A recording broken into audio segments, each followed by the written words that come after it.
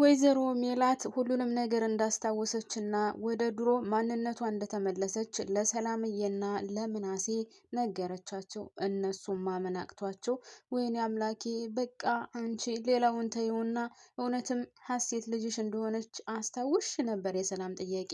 ወይዘሮ ሜላትም አዎ እርግማ እንደሆነች ሀሴትማ እንደሆነች ሁሉንም ነገር ደርሼበታለሁ ስትል ለሁለቱ ልጆቿ አስታውቃለች። ወይዘሮ ሜላት ይህን ነገር መስፍን ማወቅ የለበትም። ምክንያቱም እሱ ስሜታዊ ስለሆነ ይህን ነገር ቢሰማና ቢያቅ ማን ነው ይህን ነገር ያደረገው ብሎ ከሰማ ያን ሰው ለመግደል ስለሚሄድ ስለዚህ ይህን ነገር ማወቅ የለበትም ስትል ለልጆቿ ተናግራለች። ሀኒቾም አዎ እማዬ ሁሉንም ነገር አስታውሳለች። እኔ የዲኤንኤ ምርመራ አድርጌ ልጅ እንደሆንኩ ሁሉንም ነገር አስታውሳለች ብለው እንግዲህ ለምናሴና ለሰላምዬ ወይዘሮ ሜላትና ሀኒቾ እውነታውን ነግረዋቸዋል ማለት ነው። ሰላም ጤና ይስጥልኝ ውድና የተከበራችሁ ውድ ቤተሰቦቼ በያላችሁበት ሰላማችሁ ብዝዝት ትረፍረፍ ይበልልኝ። እንደው ፕሌስ ተወዳችሁ ቪዲዮውን በላይክ ጀምሩ ተባካችሁን። ስለመጣችሁ በድጋሚ ከልብ አመሰግናለሁ። ለቻናሉ አዲስ የሆናችሁ ካላችሁም ላይክ እና ሰብስክራይብ አድርጋችሁ ቤተሰብ እንድትሆኑ እላለሁ በአክብሮት። በድጋሚ አሁንም ስለመጣችሁ ከልብ ነው የማመሰግነው። ወይዘሮ ባዩሽ ይህን ነገር ስትሰማና ይህን ነገር ስታቀ ደግሞ ወይኔ ጉዴ በቃ ወዴት ነው መሄጃ እያለችም ተጨንቃለች። ምክንያቱም አሁን ድራማው ወደ መጨረሻው አካባቢ እየሄደ ስለሆነ ቢያንስ ካሁን በኋላ እርግጠኛ ነኝ ወይም እንደው 10 ወይም 9 አካባቢ ይሆናል የቀረው ፓርት። ስለዚህ አሁን ሁሉም ነገር ወደ ማለቂያው እየደረሰ ነው። ምክንያቱም እንግዲህ እርግብ ተጋልጣለች። ወይዘሮ ባዩሽም ተደርሶባታል። ሀኒቾም ልጅነቷ ጸንቷል። አቶ ኖላዊም ብቸኝነቱን እንግዲህ ይቀጥልበታል ይመስለኛል። ምክንያቱም አቶ ኖላዊ አሁን በአሁኑ ሰዓት ብቸኝነትን መርጧል።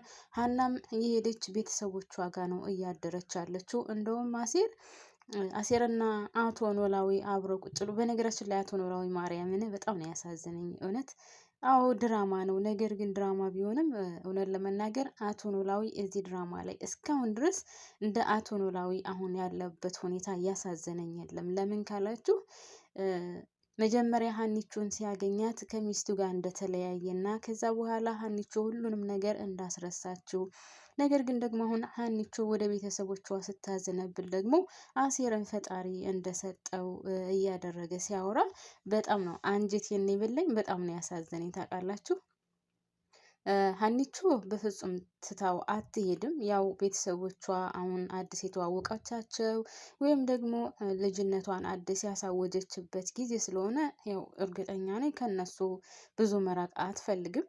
ወይዘሮ ሜላትም ገና ስላልጠገበቻት ልጅነቷን ገና እያወቀች ስለሆነ ከሷ እንድትርቃት አትፈልግም።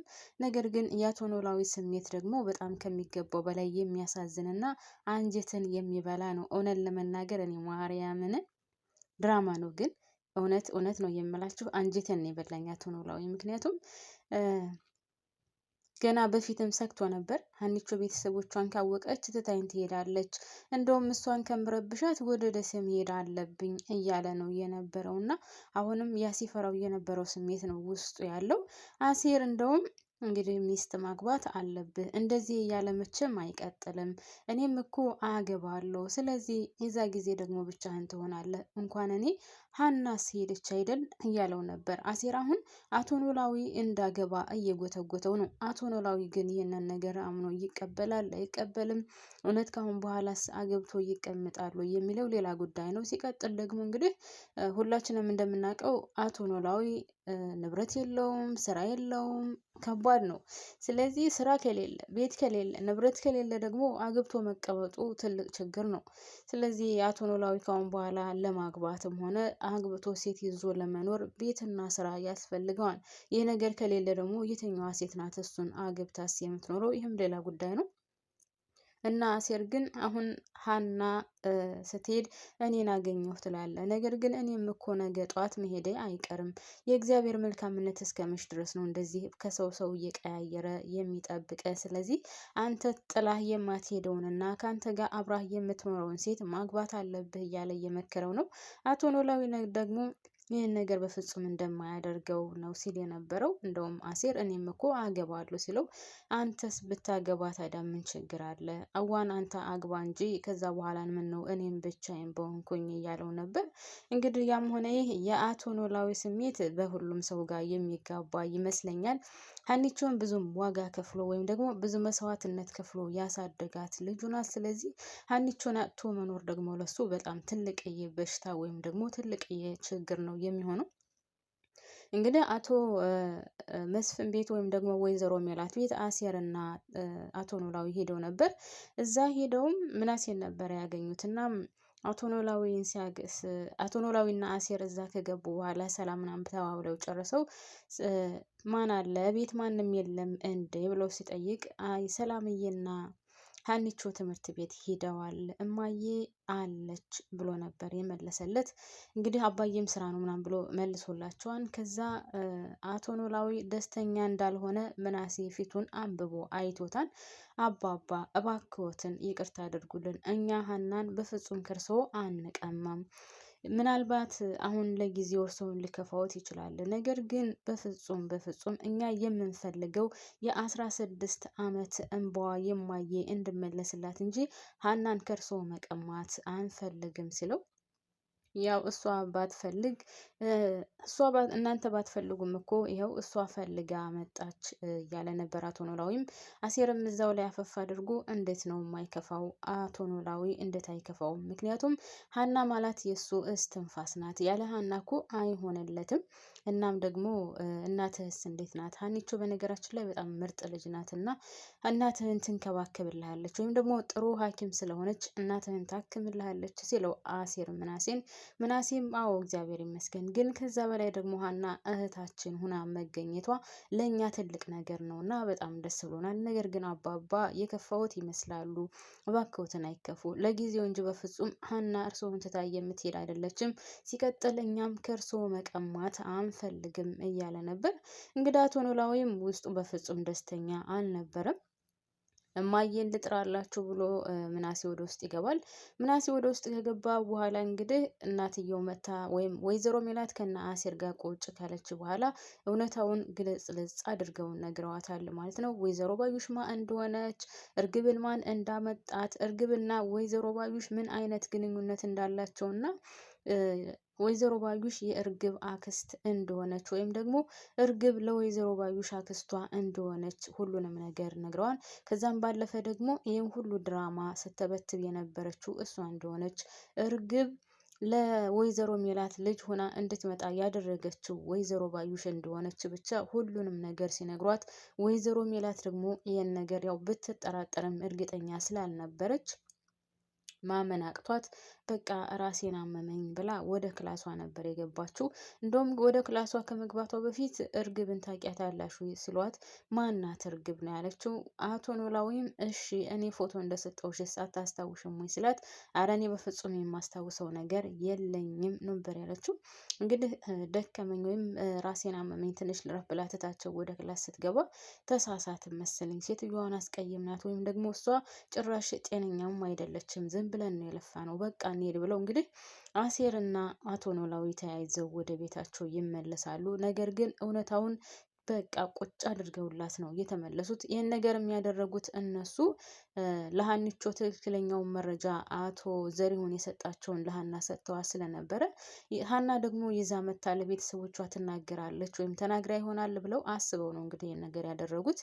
ነገር ግን ወይዘሮ ሜላት ያው ትውስታዋም ተመልሶላት ስለነበረ ወይዘሮ ባዩሽንም ትጠራጠራት ስለነበር በቃ ጨርቋን ጥላ አብዳለች ማለት ነው። ሰላምዬ ከትምህርት ቤት ስትመጣ ምናሴ ስለነበር የነበረው እንግዲህ ሰላም ከተባባሉ በኋላ ምግብ አቅርበልኝ ምናምን እያለችው፣ እኔ ግን ሰላም እዚህ ላይ በጣም ነው የገረመችኝ። አስባችሁታል? ምናሴ እንደ ሴት እሷ ደግሞ እንደ ወንድ። በነገራችን ላይ ዛሬ የኖላዊ ድራማ ማለት የኖላዊ ድራማ ክሩ በአጠቃላይ ከካሜራ ጀርባ ዛሬ የመስቀል በዓልን እያከበሩ በጣም ደስ የሚል ቆይታ ነበራቸው ማለት ነው።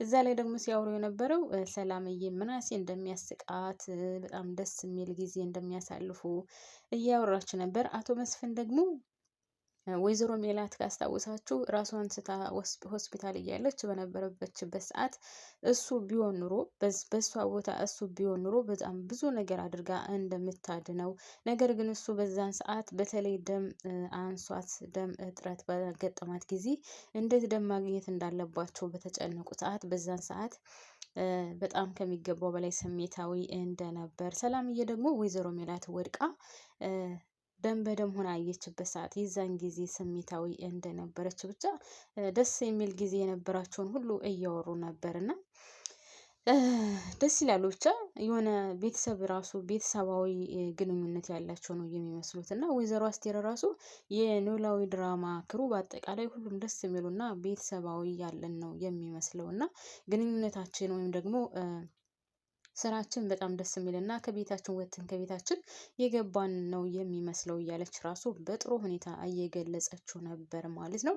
ያም ሆነ ይህ ውድና የተከበራችሁ ቤተሰቦቼ እንግዲህ የኖላዊ ድራማ አሁን ያለው ይዘት በጣም ደስ የሚልና ነገር ግን ማለት ነው ነገር ግን አንድ የሚያስፈራ ነገር አለ። እሱ ምንድን ነው ካላችሁን፣ አሁን ተምቹ ያለበት ሁኔታ በጣም ከባድ ነው። እርግብን ይወዳታል፣ ከሚገባው በላይ ያፈቅራታል። ስለዚህ እርግብን ስለሚወዳትና ስለሚያፈቅራት እርግብ ደግሞ እንግዲህ የተሸከመችው ወርቅ ሁላችንም እንደምናውቀው ከ3 ሚሊዮን ብር በላይ የተሸከመ ወርቅ ነው ወይም የያዘ ወርቅ ነው የያዘችው። ስለዚህ ይህን ገንዘብ ሁለታቸውም ይዘው ምናልባትም ወደ አሜሪካን ሀገር ሊሄዱ ይችላሉ።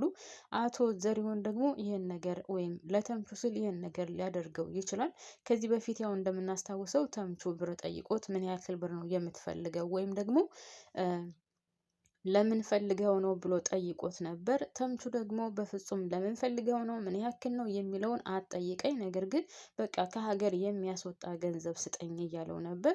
በኋላ ላይ ያው ምክንያቱም ምን እንደሆነ ስላልነገረው ብሩን ሳይሰጠው ነው የሄደው።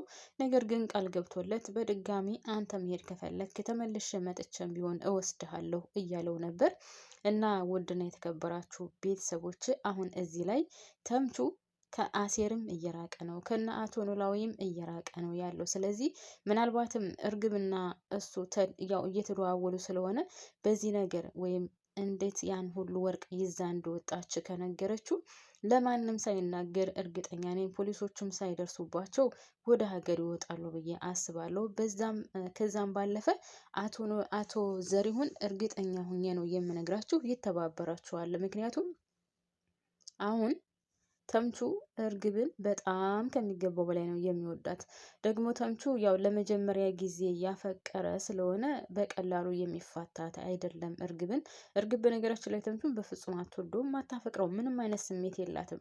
እስካሁን ድረስም የተጠጋችው የምትደውልለትም ምናልባትም ይህን ገንዘብ ዘርፌ ስወጣ በፊትም ወይም ሱቁን ሽጬ ቤቱን ከገዛችልኝ ደግሞ ቤቱን ሽጬ ከሀገር እወጣለሁ እያለች ስለነበረ ሀሳቧ። ስለዚህ ይዞኝ ይወጣል የምትለው ደግሞ ያው ተምቹንና ተምቹን ብቻ ነበር። አሁን ግን ያው ቀላል ብር አይደለም የያዘችው። ስለዚህ 3 ሚሊዮን ብር ማለት እንኳን አሜሪካን ሀገርና ከሀገር ጥግ ድረስም ይወስዳታል። ስለዚህ በዚህ ብር ምናልባትም ፖሊስ ሳይደርስባቸው ከሀገር ይዟት ሊወጣ ይችላል።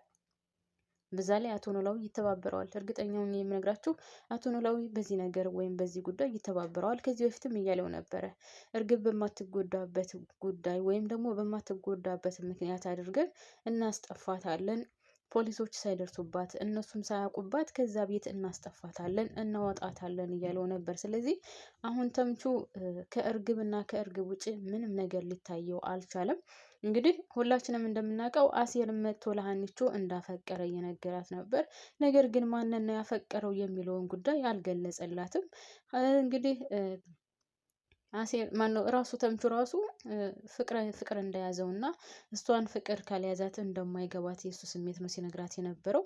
እንደውም ልጅቷን ማናት ንገረኝና ላናግርልህ ስትለው አንቺ ትቀልጃለሽ አይደል አይገባሽም፣ በተምቹ ማለት በአሴር ጭንቅላት ስለተፈለጥሽ ስለዚህ ድንጋይ ራስ ነሽ እያላት ነበር። ነገር ግን አሁን ሀኒቾ እርግብን እንደሚያፈቅራትና ከእርግብ ጋር እንደሆነ ግንኙነቱ ብታቅ እርግጠኛ ነኝ እንኳን አይደለም ተምቹን ለማናገር እና አሴርን ራሱ የምታናግረው አይመስለኝም። ምክንያቱም ያው ወርቁንና መስቀሉን እነሱ ናቸው የሰረቁት። ከዛም ባለፈ ደግሞ እንግዲህ እሱ እየተመላለሰ ከዛ እስከሚያፈቅራት ድረስ ምን ዝም አላችሁኝ? ለምን ጸጥ አላችሁ? ምናምን የሚለው ጥያቄ ስለሚመጣ ከአሲር ጋር ያላትን ግንኙነት ራሱ እንደዚህ በቀላሉ ያው የማይቋጭ ቢሆንም ችግር ውስጥ ይገባሉ ብዬ አስባለሁ።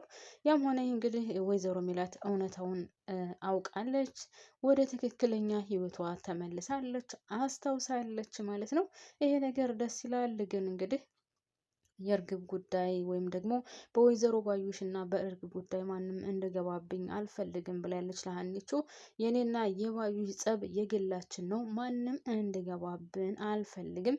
እኔው ራሴው ጨርሰዋለሁ። እኔው ራሴ ማንንም ሳላስገባ ማንም ሳያውቅ ጨርሰዋለሁ። ሰላምዬና ምናሴ ራሱ ማወቅ የለባቸውም ብላ ወስናለች። እንግዲህ የወይዘሮ ባዩሽ እና የወይዘሮ ሜላት መጨረሻስ ምን ይሆን የሚለውን እኛም በጉጉት እየጠበቅነው ነው። እንግዲህ ተምቹስ ምናልባትም እርግብን ይዟት ይወጣ ይሆን ወይስ እዛው ሳትንቀሳቀስ ፖሊስ ይደርስባታል? ምክንያቱም እስካሁን ድረስ ያው ፎቶዋ ምናምንም ስላልተገኘ ፖሊሶቹም ራሱ ለመፈለግ ትንሽ ከበድላቸዋል ማለት ነው። ያው ምንም ወንጀል የሰራ ባያመልጥም ያም ሆነ ይህ እንግዲህ ይህንን ይመስላል ማለት ነው። ውዶችዬ እስካሁን አብራችሁን ስለቆያችሁ አመሰግናለሁ። ባባይ